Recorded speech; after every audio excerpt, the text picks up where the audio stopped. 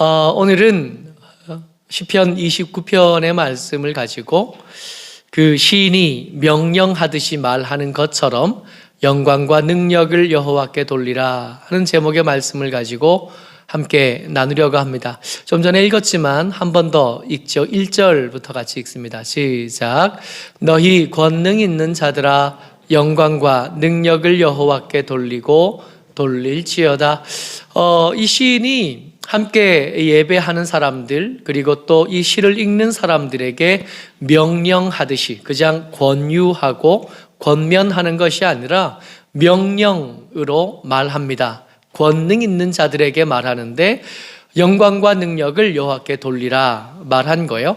권능이 있다. 일에 성과가 있고 성취가 있고 열매가 있는 사람들인 겁니다. 그저 삶을 살면서 그저 살아내기만 한 것 아니라 그 삶을 살아가는 중에 그들이 얻고 싶어 했던 것들, 그들이 원하던 것들, 그것을 얻은 자들, 권능 있는 자들에게 영광과 능력을 여호와께 돌리래요. 영광이라고 하면 그 삶을 살아가는 중에 얻었던 것들 때문에 누리게 된 것, 더 풍요함, 더 명성 있는 것, 더 아름다운 것, 더 풍성한 것, 우리가 누리고 싶어하는 이것저것들일 텐데 어쩌면 이 권능이 있는 자들은 이 영광을 누리기 위해서 덜 잤을 거고요. 이 영광을 누리기 위해서 자기들의 기호를 절제하면서 애쓰고 몸부림치며 살았을 겁니다. 근데 그걸 누구에게? 여호와께 돌리래요. 능력을 여호와께 돌리랍니다. 이 능력이라는 게 아무나 가지는 게 아닌 것 같잖아요. 삶을 살다 보면 열심히 애를 써도 더 능력 있는 자들의 수준에 닿지 못하는 한계를 매번 느끼게 돼요. 더 똑똑한 사람들을 만나고요. 더 힘 있는 사람들을 만나고요. 더 강한 사람들을 만나게 됩니다. 이 능력, 어떻게 얻은 건지, 어떻게 얼마나 수고하고 얼마나 애써 얻은 건지 알 수 없는 그것들을 여호와께 돌리래요. 어쩌면 권능 있는 자들의 삶의 전부입니다. 근데 이것을 여호와께 돌리는데 그저 돌리는 게 아니라 그냥 예 그렇게 하지요 대답하는 정도로 만족하지 못하는 것이 2절 말씀이 영광을 여호와께 능력을 여호와께 돌릴 때 어떠해야 되는지까지 지침을 말해 주셔요. 2절 같이 읽습니다. 시작. 여호와께 그의 이름에 합당한 영광을 돌리며 거룩한 옷을 입고 여호와께 예배할지어다. 두 가지 조건이 붙었습니다. 첫 번째 조건은 뭐냐 하면 여호와께 그 이름에 합당한 영광이어야 한대요. 여러분, 우리가 아무리 많은 성취를 얻고 아무리 높은 자리에 올라갔다고 해서 그 영광 몽땅 다 드리면 다른 이도 아니고 여호와의 영광에 걸맞는 영광이 됩니까? 여호와 하나님이 어떤 분이신지 우리가 알잖아요. 세상을 만드신 분이시고 온 세상의 역사를 움직여 가시는 분이시고 그 역사의 마지막을 준비하시는 분이 여호와이신데 그 여호와의 이름에 걸맞는 영광을 드려야 된다. 그러면 내 영광 중에 내가 누릴 수 있는 어떤 유익한 것들, 그것들 중에 남겨놓을 수 있는 것은 하나도 남지 않는 것이죠. 그러니까 여호와께 영광을 돌리겠다, 그 이름에 합당한 영광을 돌리게 했다라고 할 때 그 영광 중에 내게 허락되어지는 것, 내게 남겨진 것은 한 자락도 없게 되는 것, 이게 여호와의 이름에 걸맞는 영광이 되는 겁니다. 또 하나, 거룩한 옷을 입고 드려야 돼요. 이 거룩한 옷을 입어요.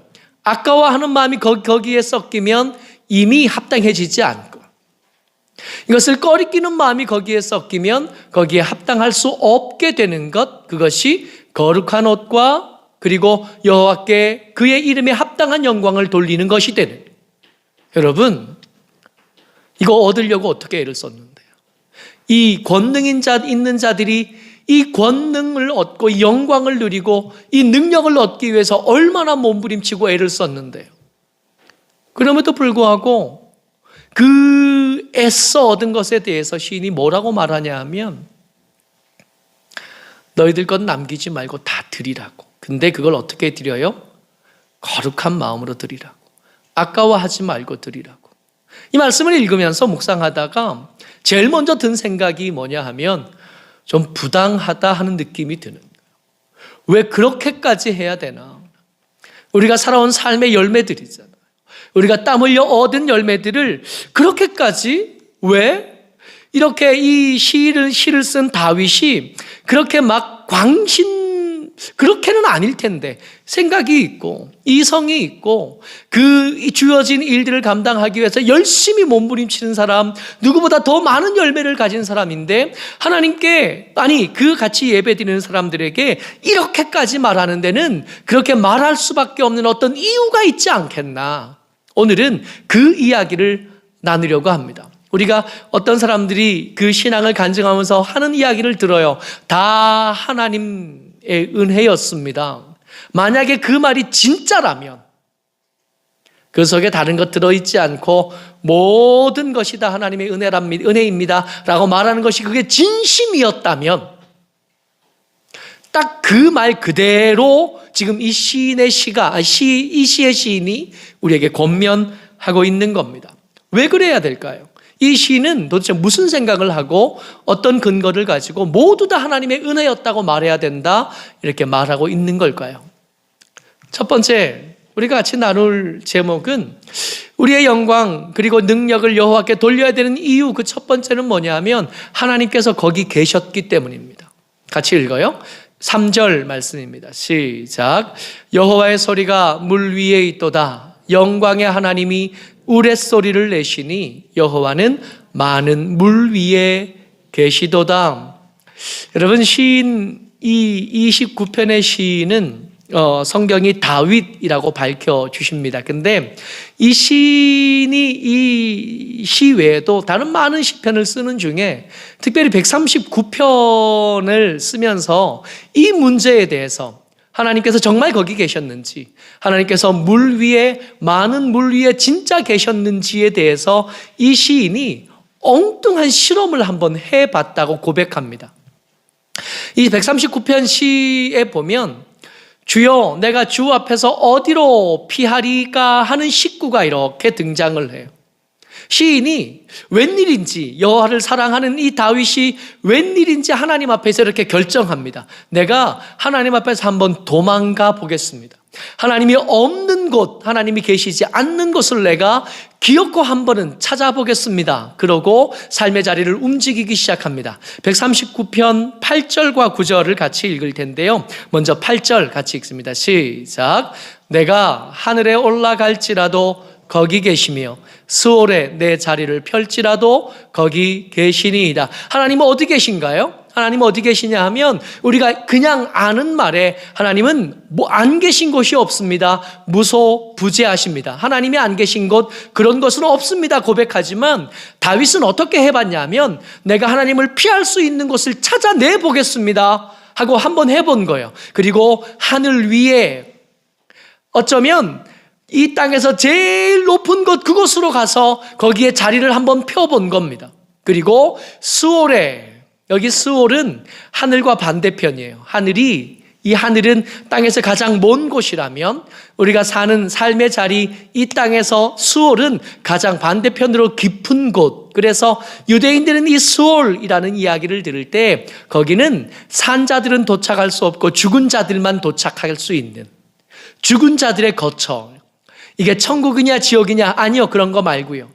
천국도 아니고 지옥도 아니에요. 아직 그런 개념이 들어가 있지 않은 말입니다. 이 스올은 죽은 자들만 도착할 수 있는 사망의 세계. 여러분, 우리가 죽으면 어디 가요? 천당 가요. 여러분, 우리가 죽으면 이 시신을 끌어다 갖다 묻잖아요. 그리고 저 땅 어딘가에 가는 거죠. 거기가 스올이에요. 살아서는 도착을 못해요. 이 시인이 실험을 해본 겁니다. 하늘에도 가보고 땅에도 가보고. 여러분, 그렇다고 해서 다윗이 높은 곳에 기구나 비행기를 타고 올라갔다는 얘기는 아닐 텐데 그렇게 몸부림쳐보는 거예요. 9절과 10절 같이 읽습니다. 시작.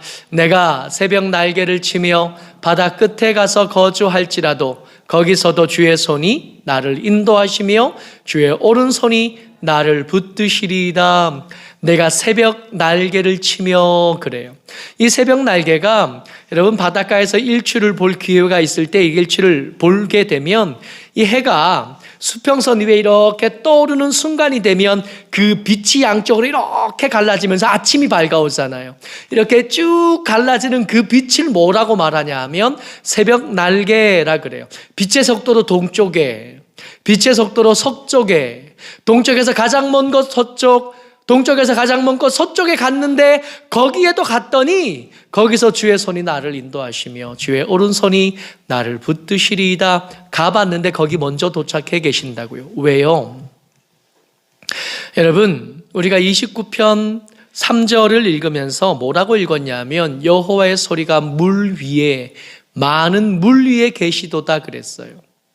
여러분, 구약 성경에서 물 그러면 제일 먼저 어떤 이미지를 떠올리시냐 하면 혼란하다, 혼돈하다, 정함이 없고 갈 바를 알지 못한다 하는 의미로 이렇게 읽으시면 글이 틀리지 않아요. 또 모든 물이 다 그런 건 아니지만 하나님의 영이 수면 위에 운행하실 때 그 깊은 어둠과 혼돈이 물과 함께 있었던 거예요. 하나님께서 그 물을 이렇게 품어 안으시면서 창조가 시작되는 겁니다.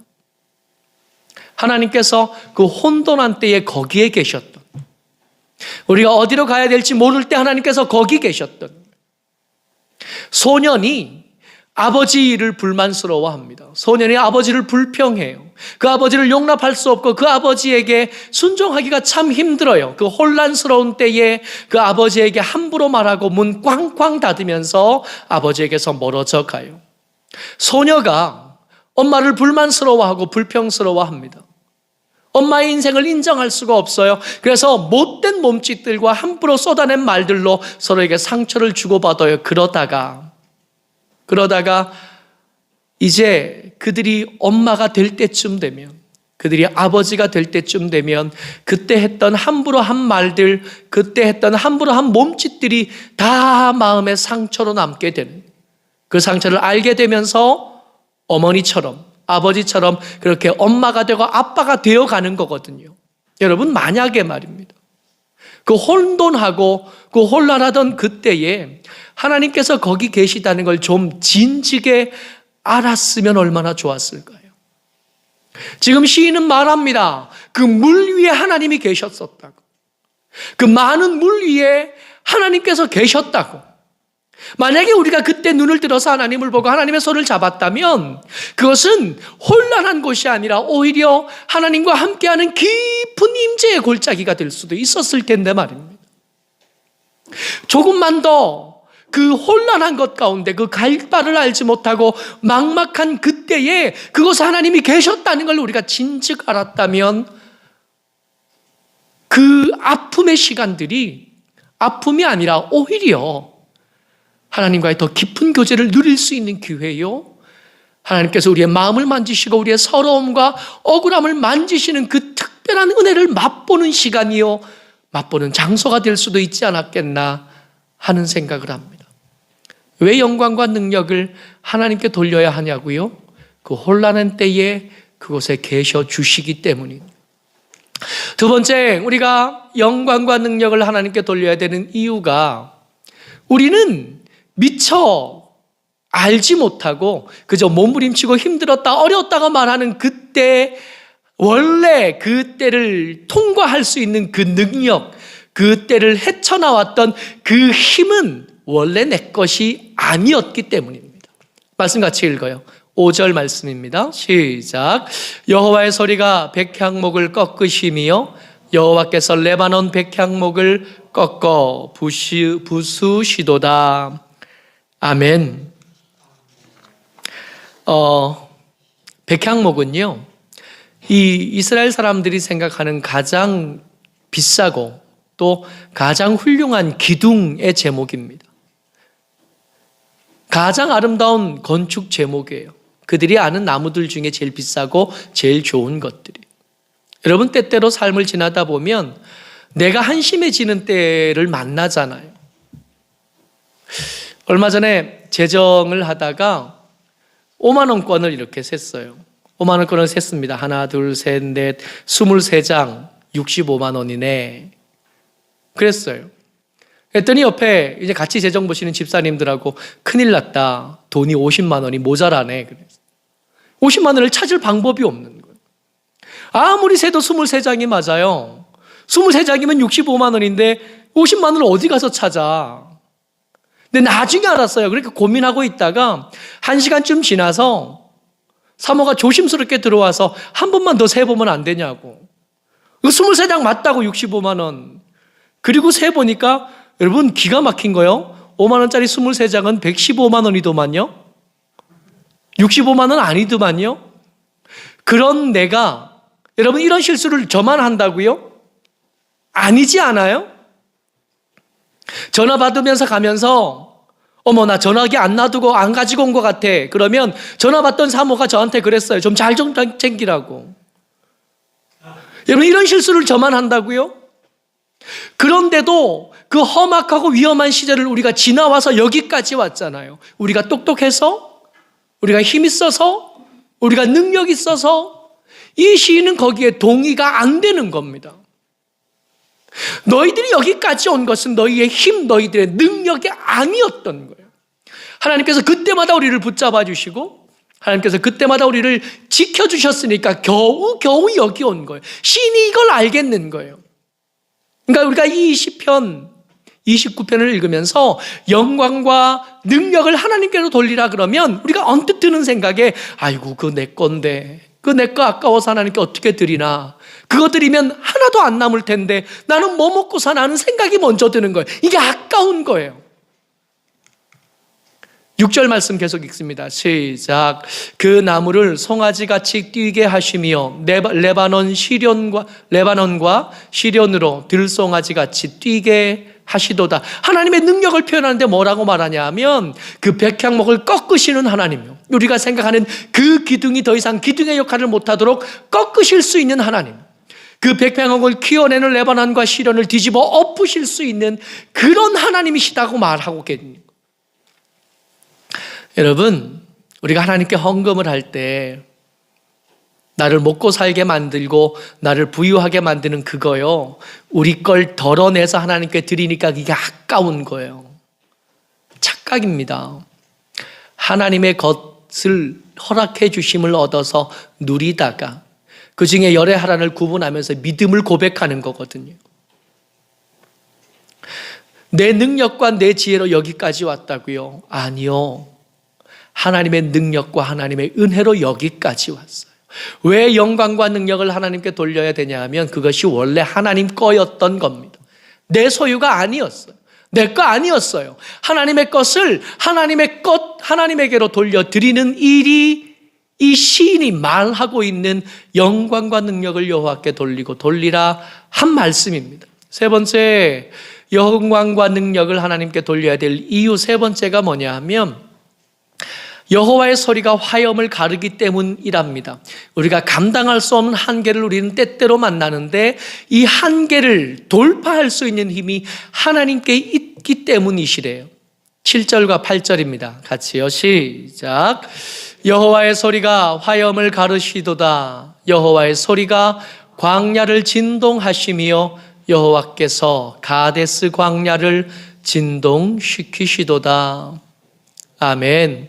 권능 있는 자들에게 너희들이 가지고 있는 영광과 능력을 여호와께 돌리라 그랬어요. 근데 아무리 큰 권능이 있어도 이 화염이 눈앞을 가리면 그 다음은 기약할 수 없게 되는 겁니다. 아무리 권능이 커도 사람이 가질 수 있는 권능 가지고는 이 광야의 횡포를 막을 방법이 없어요. 거기선 생존할 수 없거든요. 당장 우리가 이 대단한 문명을 이룬 것 같지만 이 대단한 문명이 바이러스 하나에 꼼짝도 못하고 떨기만 하잖아요. 미국의 트럼프 대통령이 코로나에 확진되었습니다 한 기사를 듣고 얼마나 우스웠는지 몰라요. 여러분, 세상에서 제일 강하다 하는 사람 꼽을 때 트럼프 미국 대통령을 빼고 이야기할 수 있어요? 근데 그 강한 사람도 이 바이러스에 주눅들 수밖에 없는.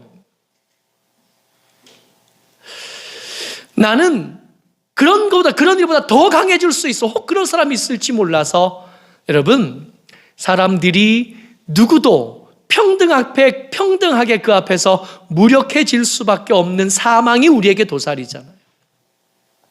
제자들이 예수님의 십자가를 본 다음에 두려움에 빠져서 멘탈이 붕괴가 됩니다.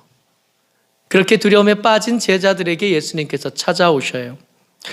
예수님께서 그들에게 찾아오시는데 이 사람들이 문 닫고 앉았잖아요.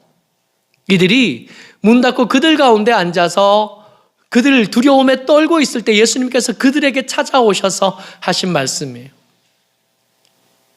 한계 앞에 서서 아무것도 할 수 없는 사람들에게 예수님 찾아오셔서 하신 말씀입니다. 누가복음 24장 39절이에요. 같이요. 시작.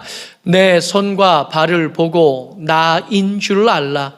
또 나를 만져보라. 영은 살과 뼈가 없어되 너희 보는 바와 같이 나는 있느니라. 예수님 그 두려움에 빠져서 문 닫고 모여있는 그들에게 오셔서 말씀해 주셨습니다. 봐라.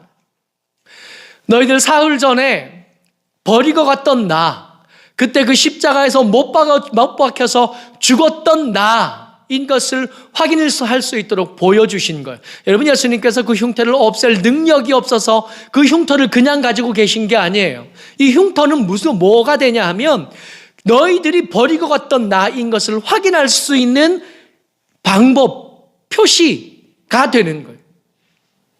그 못자국 보면, 그 창자국 보면 그때 돌아가셨던 그분이 맞구나. 다른 말 못하게 되는 거예요.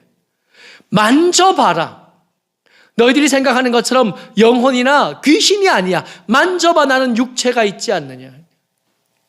제자들이 기쁘기도 하고 가슴이 먹먹하기도 하고 그래서 움직이지를 못합니다. 하기는 그래요. 그죠? 그 상황에서 예수님 그래 그럼 어디 한번 그리고 손 내밀어 가지고 예수님 손 이렇게 그럴 수는 없잖아요. 제자들이 멍해서 아무것도 못하고 있으니까 예수님께서 그들에게 하신 말씀이 여기 무슨 먹을 것이 있느냐. 여기 먹을 거 있니? 그랬더니 제자들이 생선 구운 한 토막을 이렇게 내어드립니다. 여러분, 우리가 얼마나 무력하고 얼마나 비참한 삶을 사는지요. 예수님이 돌아가셨잖아요. 그 예수님을 버렸잖아요. 그 예수님 버리고 도망 다니다가 여기 모인 거잖아요. 그래도 배고파요. 그 슬프고 그 무섭고 그 황당한 중에도 배는 고파요. 그래서 먹어야 돼요. 그렇게 슬프고 당황스러운데 그래도 먹어야 돼요. 그래서 생선 구워놓은 거예요. 예수님 오셔서 그거 달라고 하신 거예요. 여러분, 입장 바꿔 그 현장에 내가 있었다 한번 생각해 보세요. 그 슬픈 중에 먹으려고 고기 토막을 구워야 되는 그 상황 한번 떠올려 보세요. 예수님 그 민망함을 내어놓으라고. 그리고 그것을 그 앞에서 드십니다. 왜요? 배가 고파서요? 십자가에서 부활하시기 전에 예수님은 배가 고프신 예수님이셨지만 지금은 아니잖아요. 부활한 뒤잖아요.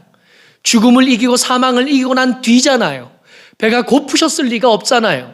장소의 한계를 벗어난 분이시잖아요. 이제 육체의 레벨이 달라지셨잖아요. 배가 안 고프셨을 거예요. 그 드시든 안 드신 상관없었을 거예요. 근데 굳이 그 민망함을 내어놓으라 말씀하시고 그것을 드신 것은 사망이 가진, 우리가 도무지 넘을 수 없던 한계인 사망이 가진 그 초라한 민낯을 제자들에게 보여주고 싶으셨던 겁니다. 그거 별거 아니라고. 너희들 그것 때문에 두려워서 이렇게 핑계대고 저렇게 핑계대고 믿음으로 살지 못하는 그 죽음, 사실은 그거 별거 아니라고.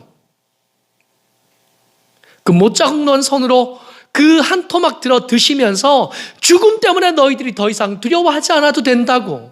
내가 이루어 놓은 승리가 얼마나 큰지 보라고. 차마 손 내밀어서 그 못자국에 손 넣어보지 못하고 차마 그 창자국 확인하지 못하는 제자들에게 먹어 보여주신 것. 왜 우리가 하나님께 영광과 능력을 돌려야 되냐고요? 우리는 한계 때문에 주저앉는 사람이지만 하나님은 그렇지 않으시기 때문이에요. 첫 번째 우리가 나누었던 것이 여호와의 소리가 물 위에 있기 때문이라 그랬습니다. 하나님께서 그 혼란한 가운데 계셔요. 우리가 만약 눈을 든다면 그 혼란한 그곳, 고통스러운 그곳은 임재의 가장 깊은 것을 체험하는 시간과 장소가 될 수 있을 겁니다. 만약에 우리가 내게 있는 그 힘을 내 것이라고 더 이상 말하기를 포기하고 하나님의 소유를 인정하고 난다면 이제는 우리는 더 큰 것들을 누리기 시작할 수 있게 될 거예요. 만약에 우리가 우리의 한계를 넘으신 예수님께 우리의 영광과 능력을 돌려드리고 나면 이제는 한계 앞에 주저앉는 나 아니라 한계를 돌파하시는 하나님의 손을 잡을 수 있게 되는 거예요.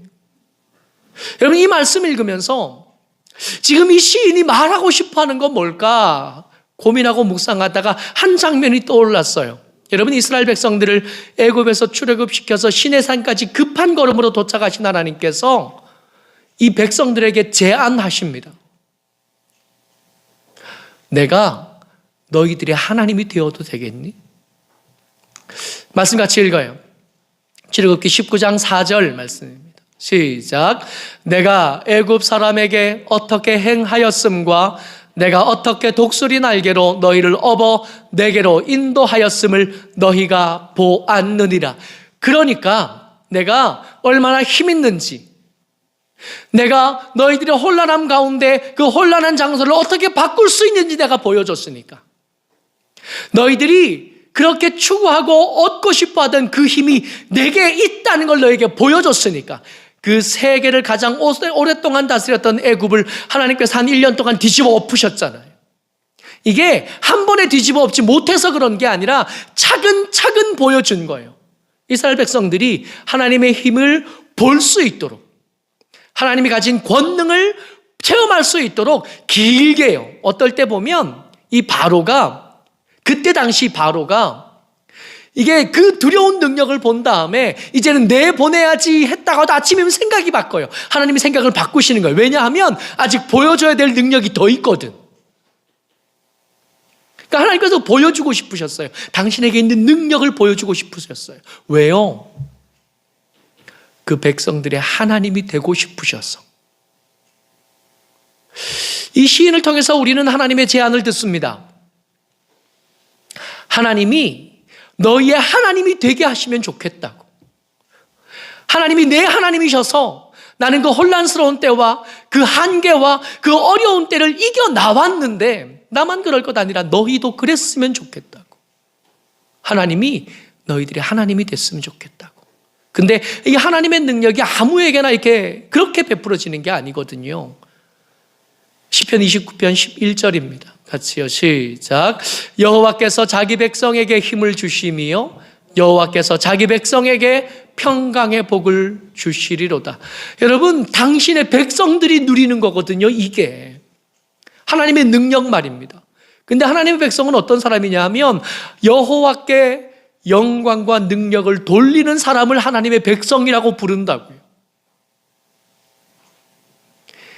지 능력, 지 영광에 취해 사는 사람은 하나님의 백성이 아니거든요. 지 영광, 지 능력에 취해서 거기서 허우적거리는 사람은 하나님의 백성이 아니거든요. 하나님이 하나님의 힘을 우리 한계에 허우적거리고 길을 못 찾아 허우적거리는 우리에게 당신의 힘을 더해주고 싶으셨고 당신의 평강의 복을 더해주고 싶으셨어요. 그런데 그렇게 되려니까 당신의 백성이 돼야 되는데, 하나님의 백성이 된다는 건 영광과 능력을 하나님께 돌리는 사람을 하나님의 백성이라고 부르니까 그렇게 제안해 주신 겁니다. 여러분, 우리 힘만 가지고 살지 말고 하나님의 힘을 얻었으면 좋겠고, 그 혼란한 가운데 그저 살지 말고 하나님의 평강을 얻었으면 좋겠는데, 그러려니까 영광과 능력을 하나님께 돌리는. 어찌록 저 여러분들 하나님의 이 제안에 내가 너희의 하나님이 되어도 좋겠나 하시는 하나님의 이 애달픈 제안에 아멘으로 응답하는 저와 여러분 되시기를 주의 이름으로 축복합니다. 아멘.